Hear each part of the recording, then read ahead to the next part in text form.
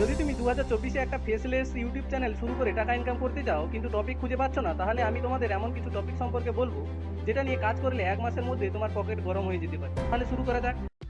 Idea number 1, movie hidden details. এই ধরনের টপিকে কম্পিটিশন নেই বললেই চলে এবং এই ধরনের ভিডিও বানাতে খুব ভালো লাগবে।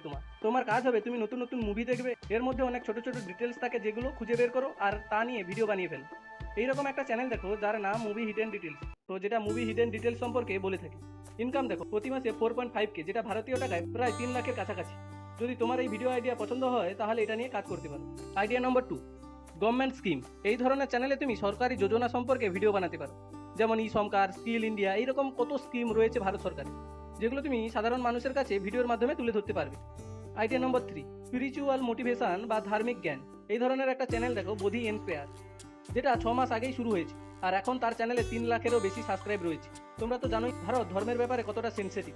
একবার এইরকম একটা চ্যানেল শুরু করলে তারপর আর দেখতে হবে না। আইডিয়া নম্বর 4, ড্রয়িং। তুমি যদি ড্রয়িং খুব ভালো পারো তাহলে তুমি একটি ড্রয়িং চ্যানেল খুলতে পারো, যেখানে ড্রয়িং ভিডিও আপলোড করতে পারো।